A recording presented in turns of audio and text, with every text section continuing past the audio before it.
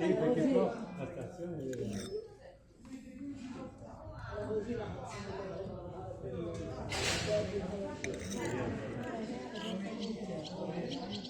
Alessandro mi raccontava Brigida su nonni che erano così.